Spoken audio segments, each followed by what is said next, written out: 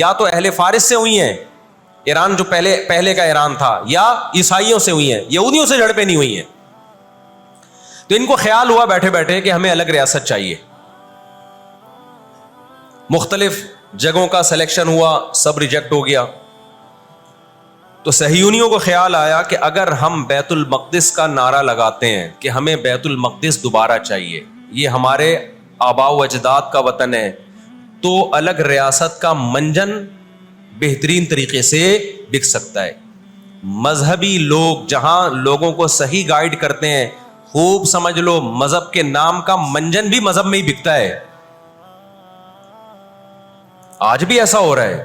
بہت سی مذہبی تحریکیں لیبل کس کا لگا رہی ہوتی ہیں؟ اسلام میں بھی ایسا ہی ہے.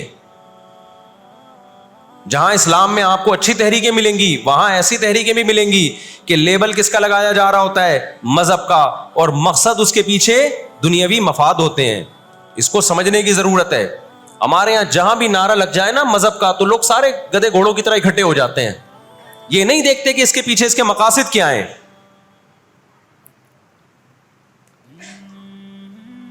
تو نعرہ یہ لگایا گیا، اللہ کرے میں جلدی سے مختصر ہسٹری سمیٹ دوں پھر آپ کے سامنے بات رکھوں. نعرہ یہ لگایا گیا کہ چونکہ بیت المقدس ہمارا تھا، یعقوب علیہ السلام، یوسف علیہ السلام، موسیٰ علیہ السلام اور جتنے پیغمبر گزرے، یحییٰ علیہ السلام، زکریا علیہ السلام، ان سب کا مرکز کون سی جگہ ہے؟ ارض مقدس فلسطین. تو فلسطین کے نام پہ پوری دنیا سے یہودیوں کو فلسطین میں جمع کرنا ہمارے لیے پاسبل ہے. مگر یہودی بکھرے ہوئے تھے، ان کے پاس اتنی طاقت نہیں تھی. دو سازشیں انہوں نے کی ہیں. نمبر ایک، تجارت اپنے کنٹرول میں لو. قرآن کہتا ہے وَأَخْذِهِمُ الرِّبَا وَقَدْ نُهُوا عَنْهُ، اللہ نے ان پر سود لینے پر پابندی لگائی تھی. انہوں نے دنیا کو سود کے نظام میں لپیٹ دیا. پوری دنیا کی دولت مرتکز ہو کے کس کے پاس آنے لگی؟ یہودیوں کے پاس.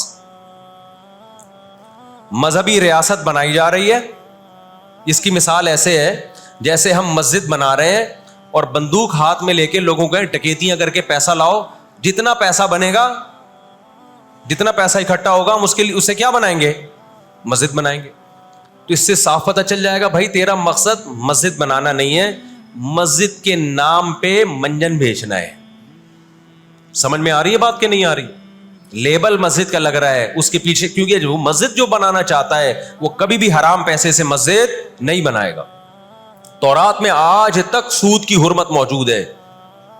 قرآن نے بیان کیا کہ ان کو ہم نے سود لینے سے منع کیا، لیکن انہوں نے سود لینا شروع کر دیا.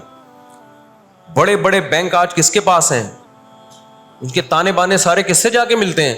یہودیوں سے. بیٹھے بیٹھے پیسہ جمع کرنا شروع کیا. تبھی تو میں کہتا ہوں یہ جو بڑے بڑے جنرل اسٹور بنے ہوئے ہیں نا، مال بنے ہوئے ہیں، جو بینکوں سے سودی قرضہ لے کے کروڑوں روپے پھونک دیتے ہیں، اس کے بجائے نا اپنے ان غریب دکانداروں کے پاس جایا کرو جو اپنے باپ کی کمائی سے، وراثت کے پیسوں سے دکان بنا کے بیٹھے ہوئے ہیں. یہ جو سودی نظام ہے نا، سودی نظام، اس سے دنیا کی دولت مرتکز ہو کے چند ہاتھوں میں جاتی ہے. پھر وہ چند ہاتھ ہی آپ کے باپ بن کے بیٹھتے ہیں دنیا میں. جب سے یہ بڑے بڑے سٹورز بننا شروع ہوئے ہیں، مال بننا شروع ہوئے ہیں، یہ چھوٹے موٹے دکانداروں کی جو حلال کی آمدن تھی، ان کی جو بینکوں سے قرضے نہیں تھے، جو دادے پردادے سے محنت کر کے آ رہے تھے اور اب اتنا جمع کیا کہ ایک دکان بنا لیں، وہ سارے ایک طرف رہ گئے. اور ایک سرمایہ دار اٹھتا ہے بینکوں سے اربوں روپے کا قرضہ لے کے ایک بہت بڑی بلڈنگ بنا دیتا ہے اور بیٹھ کے نوٹ چھاپتا ہے. وہ یہ کون سا ان کی خون پسینے کی کمائی ہوتی ہے؟ تو اس عذاب میں دنیا کو کس نے دھکیلا؟ سودی نظام میں. بولو، یہودی نے دھکیلا ہے. ان کے شاطر دماغ نے کام کیا کہ پوری دنیا کی معیشت کس کے کنٹرول میں لے کر آؤ؟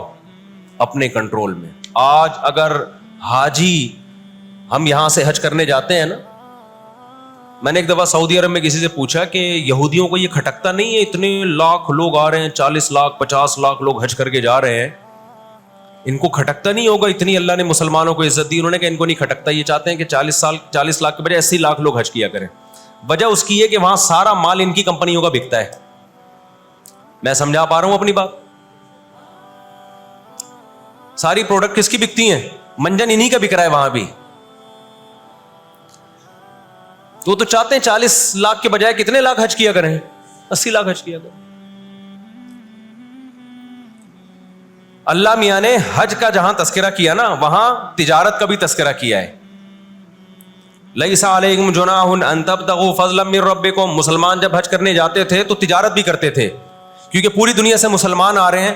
ایک ملک میں ایک چیز سستی ہے, دوسرے ملک میں وہ مہنگی ہے, تو اس ملک والا یہ سستی چیز لے گیا, یہ والا یہ سستی چیز لے گیا, دونوں پارٹیوں کو پیسہ مل رہا ہے, حج بھی ہو رہا ہے, پیسہ بھی مل رہا ہے. صحابہ کو خیال آیا کہ یہ تو ہم حج کرنے جا رہے ہیں, اس میں ہم بزنس بھی اگر کرتے ہیں تو ہمارے تو حج کا اجر ضائع ہو جائے گا. اللہ نے فرمایا نا نا نا نا نا, اگر تم حج کے ساتھ تجارت بھی کرو گے, تجارت کا فائدہ بھی ملے گا اور حج کا بھی پورا پورا ثواب ملے گا تمہیں. کیوں؟